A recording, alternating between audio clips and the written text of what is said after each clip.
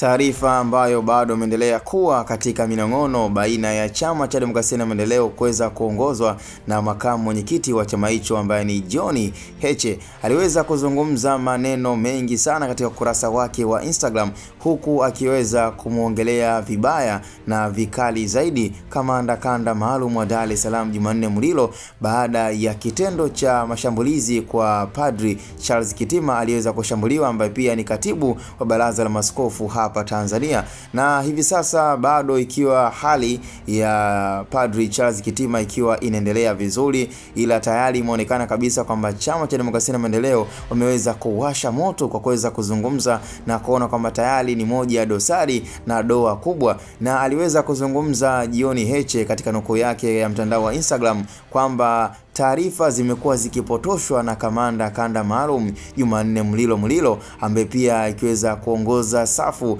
ya jeshi la polisi kwa mkoa wa Dar es Salaam. Hivyo ameweza kupinga vikali na kuona kabisa kwamba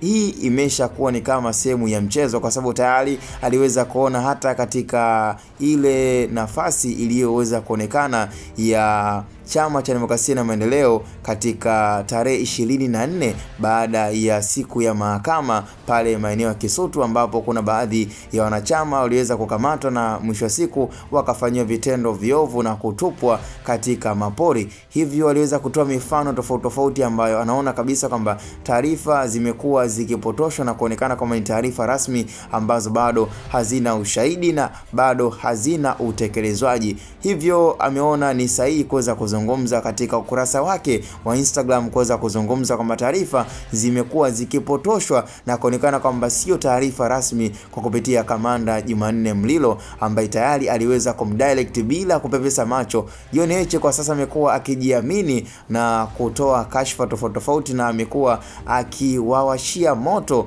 vikali kabisa, na hii sio mara kwanza kwa makamu mwenyekiti wa Chama cha Demokrasia na Maendeleo John Heche kumvaa kamanda Jumanne Mulilo, kwa sababu hii itakuwa ni zaidi ya mara ya 3. Alishawahi kumuongelea kuhusiana pia na lile sakata la kamanda kanda maalum yeye kuweza kuingilia moja ya maamuzi ya mahakama, na labda pengine kitendo cha yeye jeshi la polisi kuingia mahakamani na kuwatuliza watu yeye sio jukumu lake. Hivyo imeshakuwa mara kadha wawili hawa akiwa kwenye bifu zito, na inaonekana kabisa kama John Heche hafurahishwi na utendaji kazi wa kamanda kanda maalum Jumanne Mulilo. Bwana, cha msingi tukutane kwenye comment, na hii ni Hatboy Media.